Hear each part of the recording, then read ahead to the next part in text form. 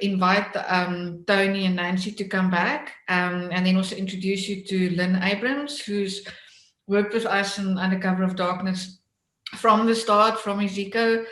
She's a curator at this Ezekiel Social History Center, and she's done a lot of work, especially also on gender-based violence and post-apartheid identity in South Africa.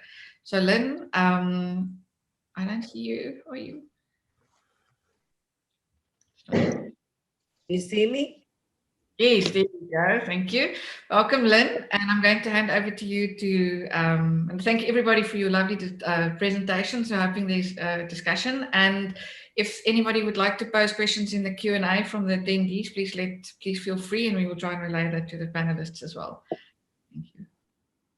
Thanks. I must say, I think that this was a very emotional but yet empowering conversation. Particularly so because as women and Black women, we continue to try and navigate these spaces. And for me, it's not as much as understanding these spaces, but really how do we fit into these spaces, particularly because it's spaces where the power relations has always been unequal. Whether you take it from the time of the Dutch East India Company up till now, the power relations between race and class, between race, class, and gender, and how that intersects. It all had been very unequal throughout our history, and I mean, even up until today. So it's also the relations, the power relations within the city, and how the city has been positioned in today, and our role as women, and particularly Black women, trying to find a way through these spaces, which has not really changed, spaces where the legacy of enslavement, the legacy of colonialism, the legacy of apartheid still continues to dominate these spaces. So, so all the conversations reminded me of how these power relations really how they were shaped within this space, but also how today we're trying to find our space. I mean, we've been through colonialism. We have 7 years, South Africa into our democracy, but still the topic remains, and the topic remains sensitive. The topic remains important in terms of how do we move forward. And whether it is through Tony's poem in terms of, I mean, when Tony said that a lot of information, the archives in itself is silent about our history, because our history has always been told from a particular perspective and not necessarily from our perspective. And any traces of the way history has unfolded has either been rendered invisible, or it has been unremembered.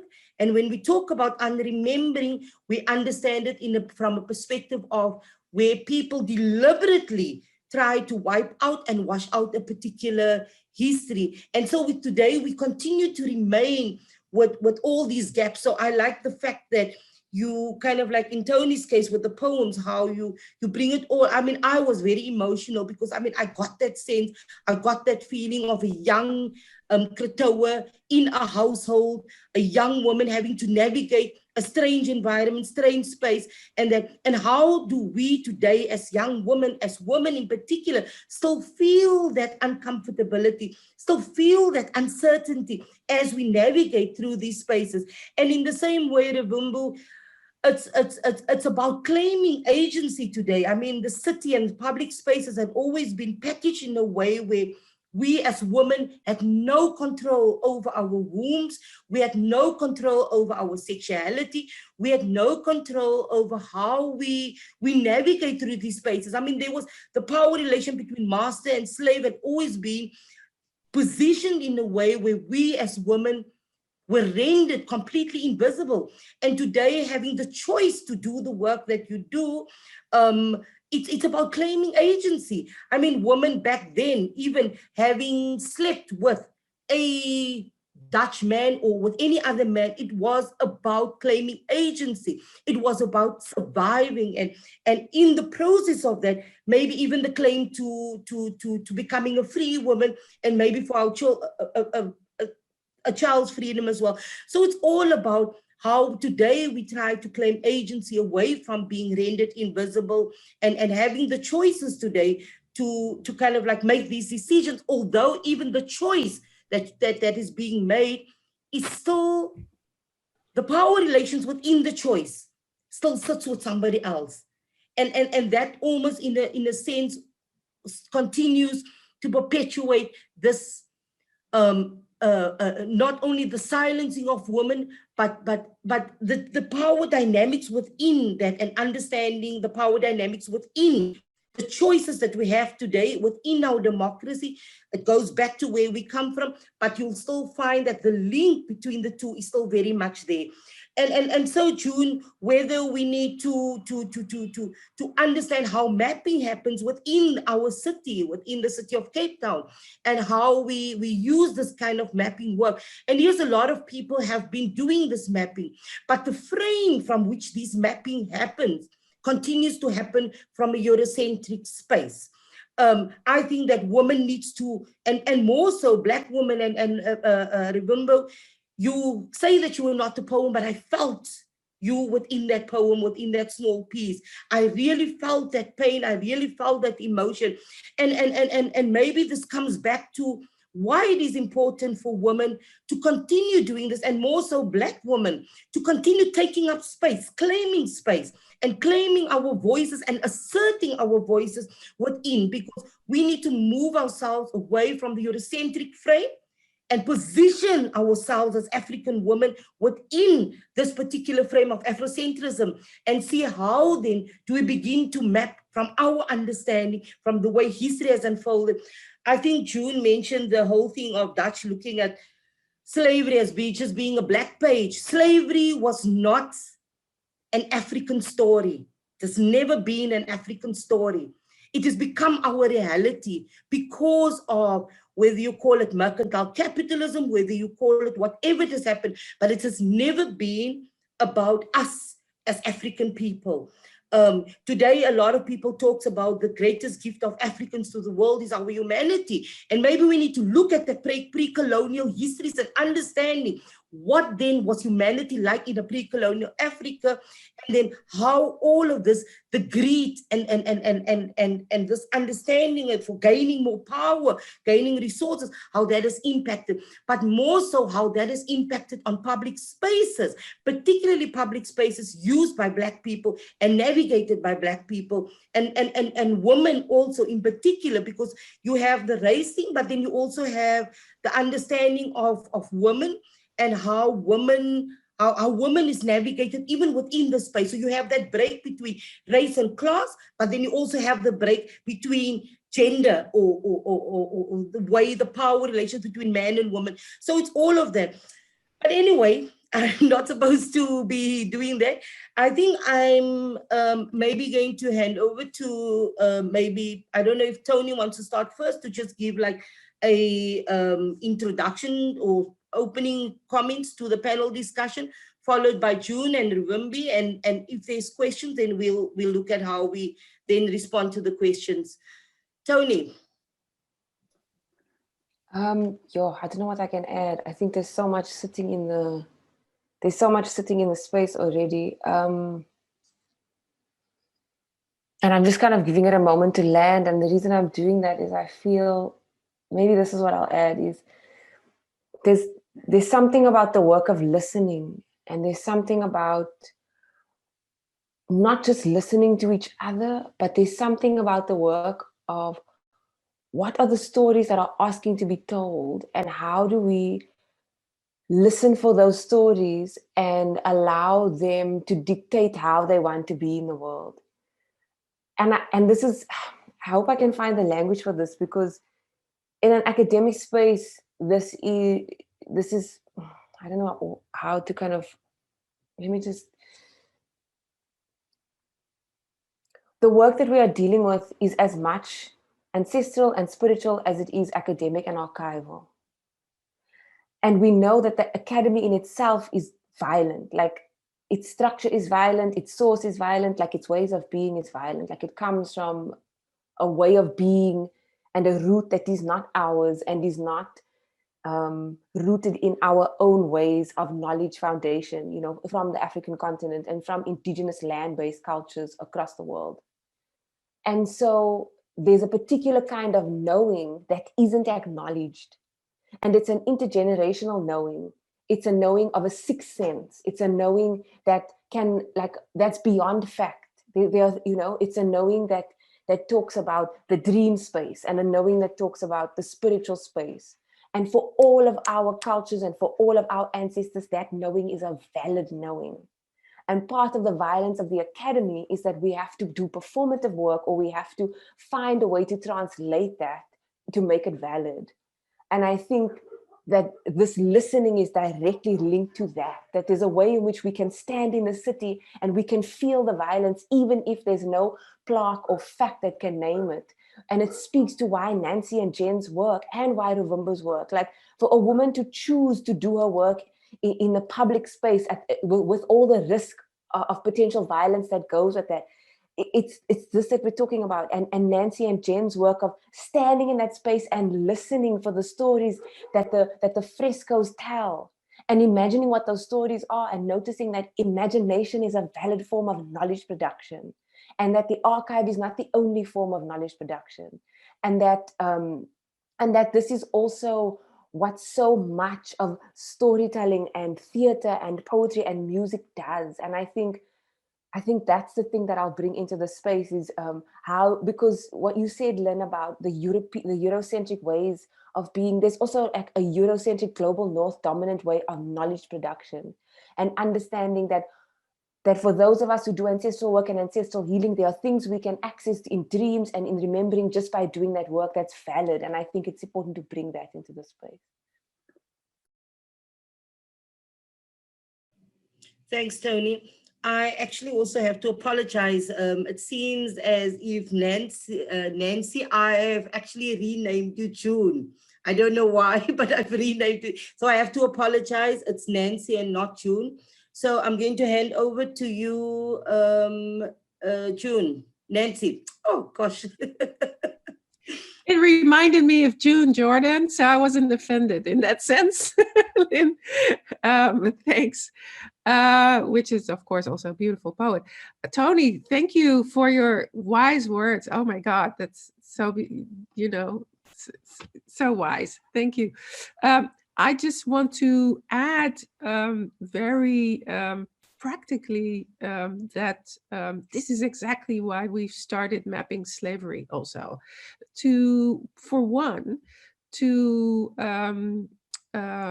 sort of undo the walls between academia and society, right? So all this knowledge production that takes place in a particular space that is very hard to access. So, I'm really feeling what you were saying with that, and to also make it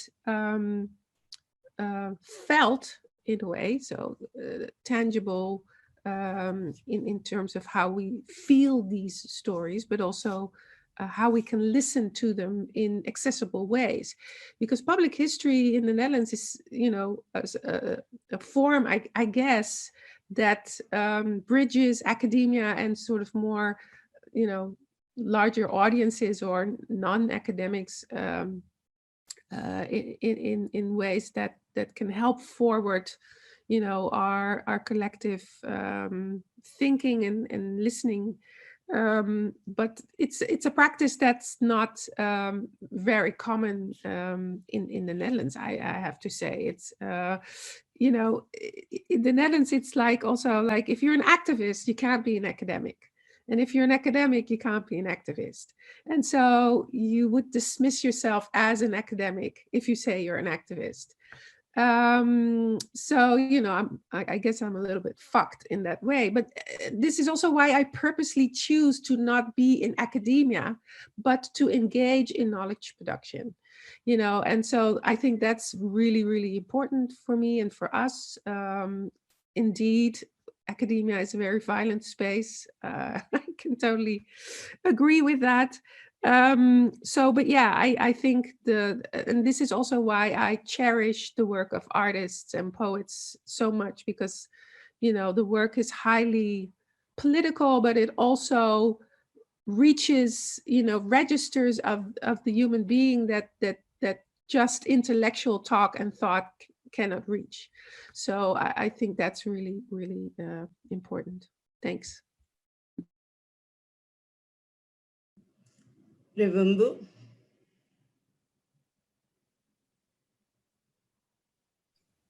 You have to unmute yourself, Revumbu. I'm sorry. I think I have a lot going through my mind, especially after everything you said with Nancy, Tony. It's just, there's a lot to talk about. And a lot to, I think for me, I'll start off by saying that sex work is something that's very interesting, because if I asked everybody, especially who are here today, that how many of, at what point in your life did you ever have transactional sex? Or at what point in your, okay, do you know anyone in your family who sells sex? Or do you assume that your boyfriend or husband is selling sex? So it's always a they, like in academia, it's them, they, and us here. We never bring it close to home to say, what choices have I made in my past, and why should I not understand this? Whether you had a good or bad experience, what about someone else who chooses to do this? I think the closer we bring things to home and not have a them and us approach, the closer we can understand.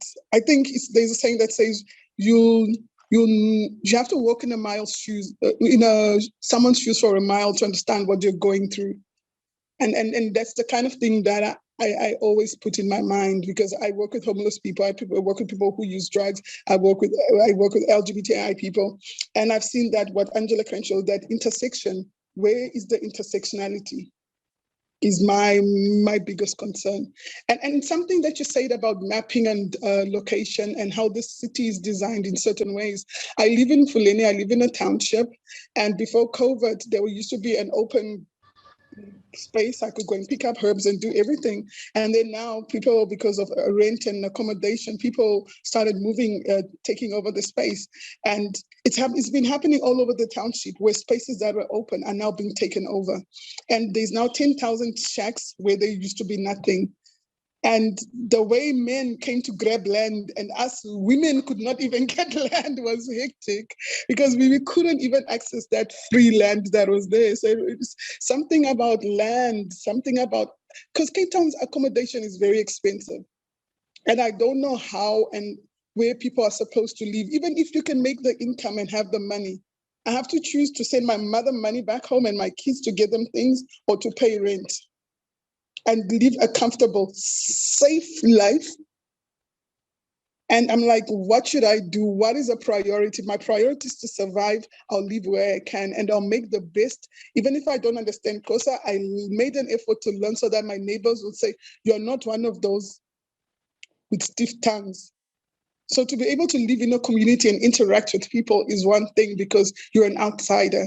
But if you stop being an outsider and try and just have a politeness, you can live within people, because people start learning who the person is. So I think that those are the things I just wanted to talk about. Thanks, Revumbu. We have two questions in the Q&A. One is addressed to Revumbu and the other one to Tony. Nikita says, thank you for sharing through so much openness, Revumbu. I'm so grateful. Would you say the colonial legacies that root back to slavery, that deeply inform social perceptions and legal implications on sex work today, can be unlearned within our communities outside of institutions like academia? Perhaps a decolonial path towards understanding autonomy as Black femmes outside of the Eurocentric gaze to claim our power? And if yes, what do you think that could look like or entail? I'm just interested to hear any thoughts you have on that. And then I'm going to, you can respond to the question, and then I'll read the second question. I want to be in academia myself. I want to be Dr. Revumbu Tenga now, because I think we need to get people to understand that slavery is deep-rooted. The slavery, this economy is built on sex work. These economies are built on sex work. When you look deeper into the history of everything, because trading, migration, and traveling has always happened. And wherever there was men who lived their homes, there was always women who could provide a service. But that woman could be your neighbor, so your husband doesn't have to leave their home. So I think slavery is something that we cannot divorce ourselves from what is happening currently. I think I went to the slave lodge once, and I was in tears. How the slave ships and how the slave lodge itself used to be a brothel, something like that. Correct me if I'm wrong. So when we bring slavery has somehow us of a lot of things. But to decolonize people's minds is, you need to start with yourself, and then a collective, bit by bit. I think for me, that is what decolonizing is. Start the work within so that you can take the work forward. In academia, like you said, Nancy, it's toxic. Toxic masculinity is toxic. It's competitive. Everything is there. But to decolonize an institution that was built on slavery and theft, how do you do that? How come we cannot create our own institutions that we can be able, Ubuntu institutions, spaces where we can be able to make frameworks for ourselves? Unlearning is a self process. You cannot let someone detect what unlearning is to you or present you a table or a paper on how to unlearn. Unlearn within yourself, your family, and your community. That's the best way we can unlearn. So we should not, I like the word, I like big words. I like them because a lot of times they don't make a lot of sense, because when you break down a lot of big words, you get the small things and you're like, but this is a very simple process. We do not want to create these parts of crushing down these walls, because these walls keep us comfortable. We want to move closer to privilege, but we want to unlearn and decolonize things and dismantle everything, patriarchy and misogyny and whatever. But how do we, within the self also? I don't know, we live in a capitalist space, first of all, and how do we dismantle capitalism? Because we all want money and we are all looking for that money. How do we decolonize all that? It's a thought, it's not a solution. Maybe we can take it further.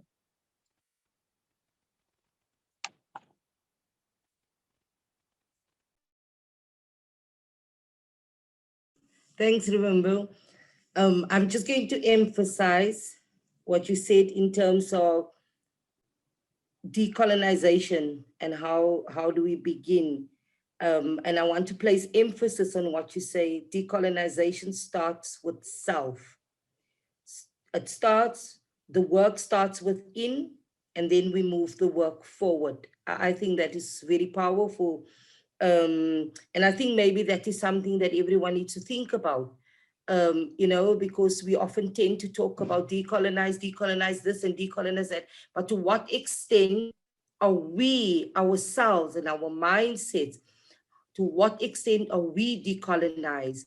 When we talk about, for example, even language and terminologies, when we in our own spaces, do we talk about, oh, that prostitute on the street, or do we give recognition to the sex work and the work that we do? So I think it's important that everyone, from panelists to participants or to viewers, that everyone maybe need to start thinking about how do we decolonize it, and particularly in ourselves, how do we reflect on our own thoughts and our own things, and how does our own privileges and that also perpetuate the oppression and the silencing of other women, whether it's in a feminist space, whether it's in academia, whether it's in institutions. But I think it's important that we begin to think about decolonizing ourselves, and what does that mean to each one of us, and how then, if then we need to move forward and we need to move the work forward, to what extent then are we ready to take the work forward? Because the work cannot be taken forward unless we have decolonized our mindsets, unless we've looked at the way knowledge was produced, and and the dominant frame within, and how the zooming in terms of the Eurocentric frame that has been dominant, how do we then move away from that? But all of that can start only once we've looked at ourselves. Thanks, Rivumbo. So the second question is addressed to Tony. Tony, it says, thanks, Tony. What do you say about imagination being a valid form of knowledge? What you said that about imagination being a valid form of knowledge is so true. How do we ensure this way of making knowledge becomes accepted by others that use traditional methods of knowing? How do we become heard? And that is a question posed by Nair, if I pronounce that correctly. Thank you, Lynn, and thank you, Anya, for that question. I've answered in the Q&A, and just because of time, what I'd like to do is just speak to Zaayman's question in the chat, if that's okay. But maybe just to add, the one thing I would add, Anya, is we ensure that it becomes an accepted form of, we ensure that this form becomes accepted when we accept it ourselves. So when we accept it and we stand in it and we walk in that way, however slowly or however small we are able to do so, we embody it, and therefore we make it valid, and therefore others will respond to that. I think if we wait for others to accept it, we're going to wait forever. And so I just want to speak, Zaayman's, I'm going to read what Zaayman kind of said in the chat. I have experienced this a lot in the archival research recently. On one hand, I've seen how many stories may flutter from one archival moment or image and may have never been told. And the other hand, the stories have been told again and again from that same trajectory, like the cartographies that keep being regurgitated. It is so important that we lay these stories to rest too. And I think this is often forgotten. It is a fine line again we tread, and the way the researcher, whether academic or artist or any interested folk, uses intentions of care is vital. And so the thing I want to Zaayman, exactly that thing of intentions of care. And I think the thing I want to add to that is, which speaks to Rivumbo's point about unlearning being a self process and decolonizing starting with self.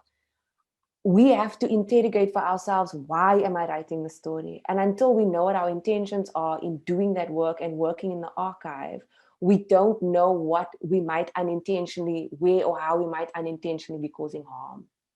And so this thing of being intentional about the work and why we do the work. If we are traipsing through the archive because we're trying to get academic glory, then we are going to cause violence. And if we are unconsciously doing so, the violence is going to be even more. And I think that another thing I want to add to that point is, which speaks a little bit to Zaayman's question that she posed to Nancy, and I'm going to leave Nancy to answer it, but there's also this thing of, for those of us who come from histories that are oppressed, we do this work for our own survival and for our own healing, and so that we don't pass this stuff on to our children. And I think part of the conversation that isn't had is that there are so many white people doing this work who are not also doing their own ancestral interrogation and healing, and that's why there's unintentional kind of harm in spaces. And what I mean by that is, in the same way that we are reckoning what it means to come from a community that has been oppressed and how that's passed down, and those of us who carry various levels of privilege, looking at how we might be violent and how our ancestors who may have been white might have been violent, we need white people to do the work of reckoning with the grief and the shame and all of the stuff that sits in their things around what it means to come from people who oppressed others. And we need this in the academy, and we need this around this, and the work around slavery and colonialism. Thanks, Tony. Nancy, I'm going to hand over to you because I think you saw the question that was directed at you in the Q&A. Yeah, absolutely. Thanks. Yeah, the question was, I'm sitting with this idea of white researchers weaving their narrative within work. We have experience of it, and from the outset, it seems to be a more legitimate way to also be able to tell the stories of others too. But we have found it to be also very violent, as it becomes a slippery slope. And somehow others become silenced yet again, especially by academics who are often chasing the funds and glory. I think my question is regarding what is this fine line? What is the caution they should be taking. And I guess the caution is referred to the caution that white researchers that should be taking, right? Zaayman. So Zaayman Khan was the one who was asking the question. Yeah, I mean, this is in a way a daily practice for us to work with. And being in the Netherlands, it's very difficult not to engage with white researchers. I have to say also that not all white researchers are the same. And I think that's also an important statement to make. But we struggle also within the mapping slavery community. We struggle with these questions because there are power, uneven power relations. Those of us who are within academia, others who are outside of that. Others who have comfortable positions and others who don't.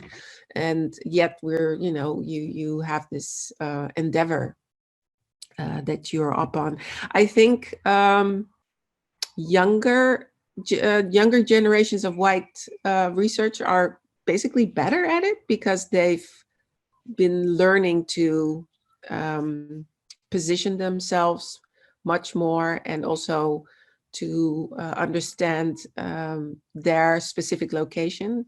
I think it's often for, towards older white researchers, men and women, it's harder. It's a harder conversation, and it's also something that isn't always fruitful. So it's hard. I have to say it's hard, and it's indeed a fine line. And but I think the funding community at large, we have a very monolithic funding agency system where academics that are very, it's very hard for people of color basically to get into that system. But there's other ways to work through funding. And I think the larger philanthropic community is becoming much more sensitive to these unequal power relations, and are also trying to work around that. We're in the middle of this process right now, where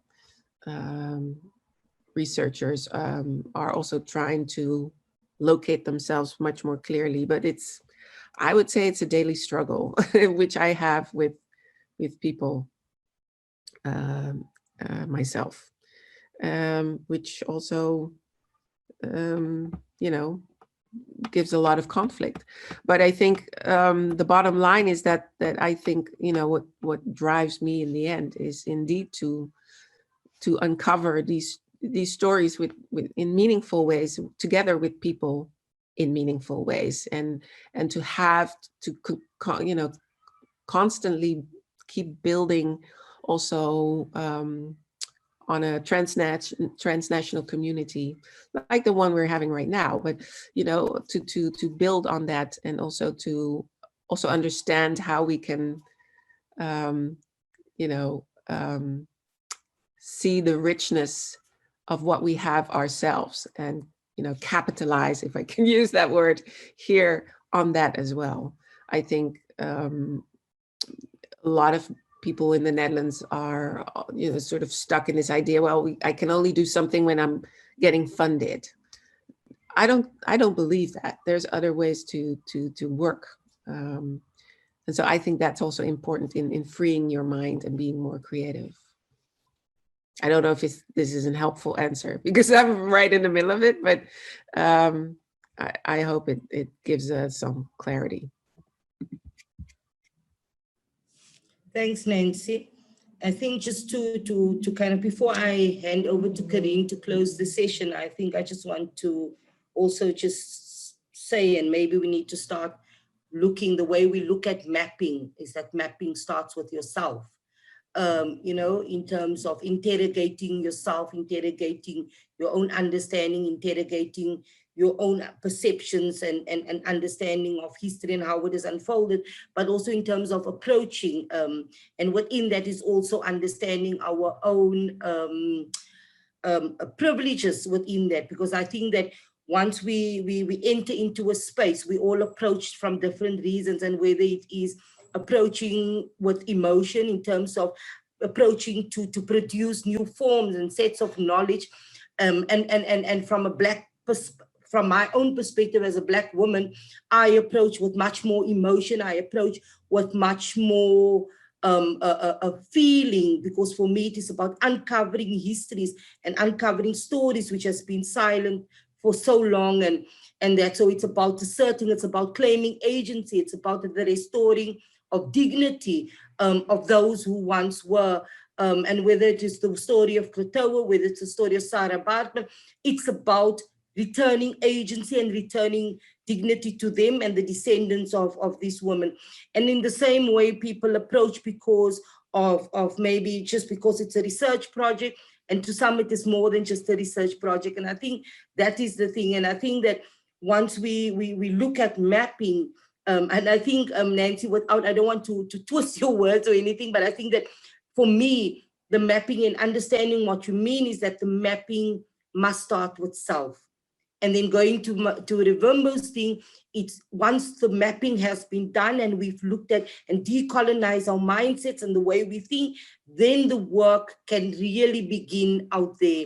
And if that's not going to happen, we'll always have like this conversation. And these conversations, it's must have conversation. I think that even what Tony has said, and I think it was, I just want to go back to something that Tony has said, you know, in terms of, I forgot, but it comes back to these sensitive kind of conversations that must be there, it must be out in the public space.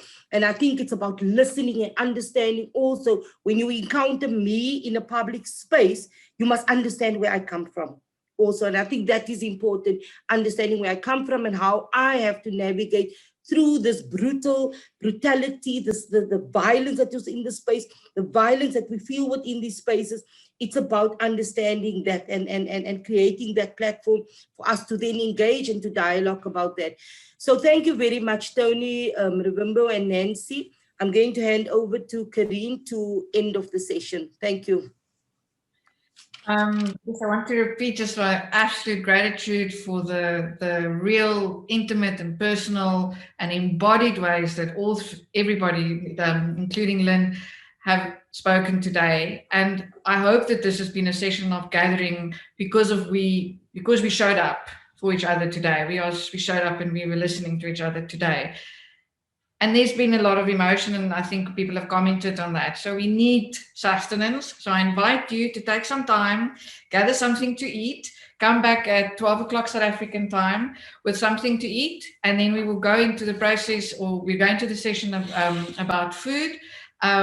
Possibly there's also a way here that food starts to do the work of materializing this unacknowledged lineages of knowledge, these knowledges that are not academic, that are maybe not structural, but are structuralized. So I hope to see you all at 12 o'clock South African time. And again, once again, thank you so much for gathering with us this morning. Thank you.